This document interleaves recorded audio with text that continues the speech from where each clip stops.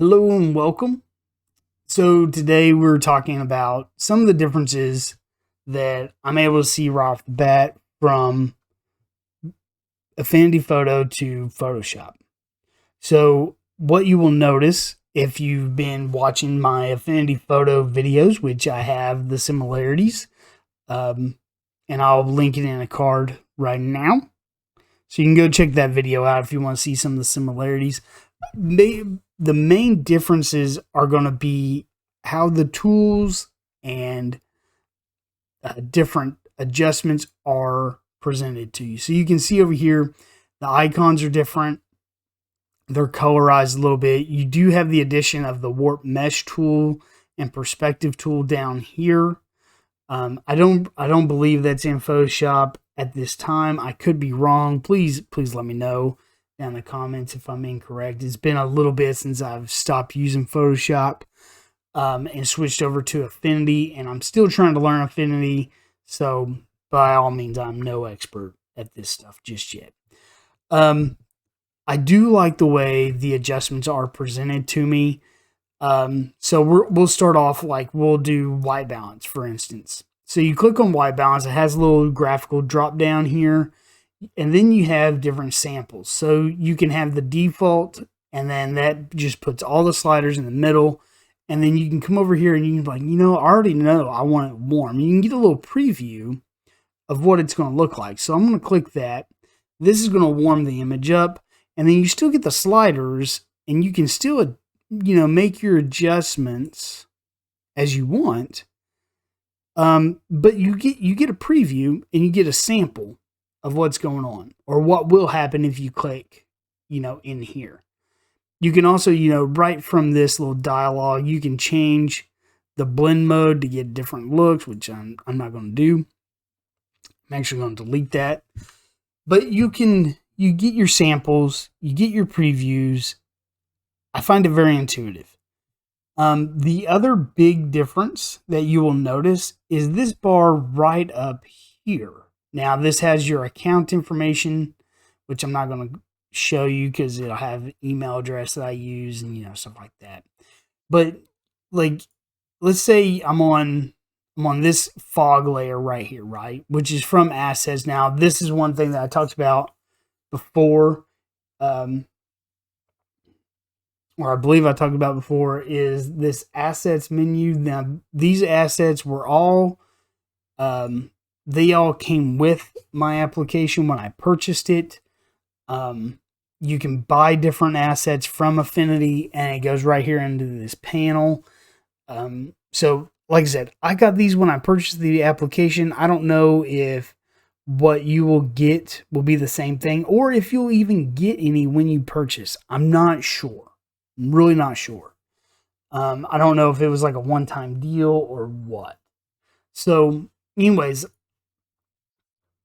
if I'm on this layer with this blowing fog asset that I use for this image, you can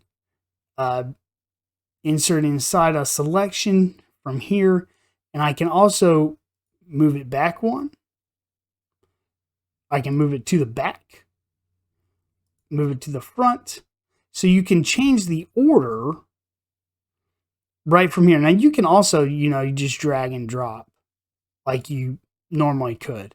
But I find this helpful because you can just be like, what would it look at here or here or here? But of course, since it's an overlay, I'm gonna pop it on top, right? You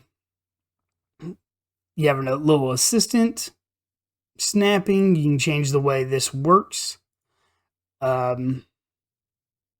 Move whole pixels, force alignments. You have a bunch of different little tools here. And then you also have your auto white balance, auto color. So if you're just needing to get an idea of what it thinks the best thing will do or best will be, then you can do that. So like, let's click that and let's just see auto levels.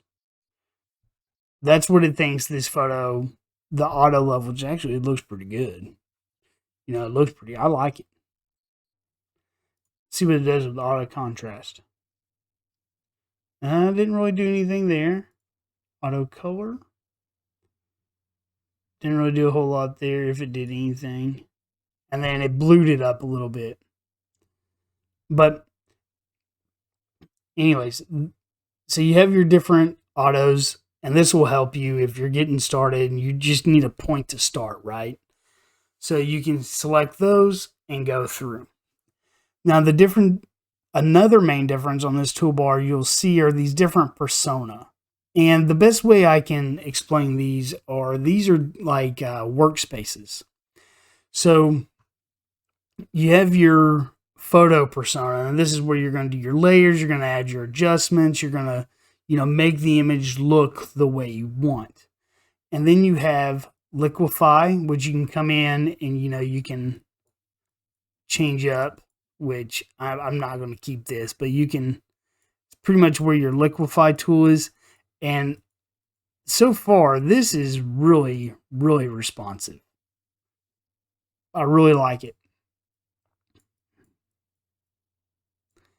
I don't really know what that is. Liquify punch. I don't know. I'm just kind of playing around. I haven't used this tool very much. Oh, Alt. Yeah, I haven't really used this tool very much because I don't liquify a lot of photos, to be honest. But it's there and it's in its own little persona. And then you have your develop persona. Now, this is what you will be in if you open a raw image. Like I shoot Canon, so it's a .cr2 image on my 5D Mark II or 5D Mark III, excuse me. So this is what it'll open. I actually shot this on my 7D back in the day. But anyways, this is the image. This is the persona that you will open up to. Now you can see the tools have changed depending on what persona I was in. So here you can do all your basic edits and all your basic adjustments to your photo before moving over into the photo persona to do compositing, adding things, removing things, backgrounds, stray hairs, whatever you need to do. You'll do it first in the develop. And then you have tone mapping, which I'm clicked on. Actually, let's just create a new layer that has all the layers merged. And we can go to tone mapping so you can kind of see what it's going to do here. So you have your previews here on the side, and here's your defaults. You can do extremes, which I'm not a very extreme crazy, like acid bath. No, like, okay, that's kind of cool. I mean, I don't really like the detail in her. I would have to take some of it off of her skin. That's a little too much for me there. But that's kind of cool. So you have all these different tone maps that you can do, and there's quite a few that's built in, it looks like.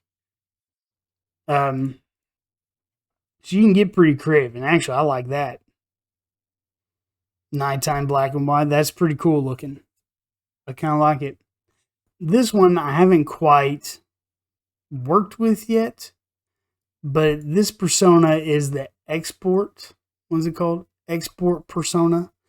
I'm honestly not sure how to use this just yet. It's there. If I learn how to use it, I'll be sure to do another video, but I'm not really sure how to use it because, like, if I go over here to the photo and you go to file and export, you have all of your different export options right here. And so I'm not quite sure what that export persona does. And like I said, if I figure it out, if I find out, I'll be sure to share with you guys. But this export, this is really neat. You can do PDFs, SVGs, EPFs. I don't even know what a TGA is, to be honest. But most of the time I want to be exporting out PNGs or JPEGs. Probably not PSDs unless I'm sending it to somebody so they need to work on it or whatever. But I usually, like I said, work on with my own and on my own. So JPEGs and PNGs for export to share that's pretty much going to be it for me. But yeah, so those are some of the differences that I'm seeing right off the bat between the two applications. Like I said, a lot of it is going to be just that company's spin on the same tools and the same, panels and that kind of thing. A lot of it is similar. The tool icons are a little different. How it's presented to you is different.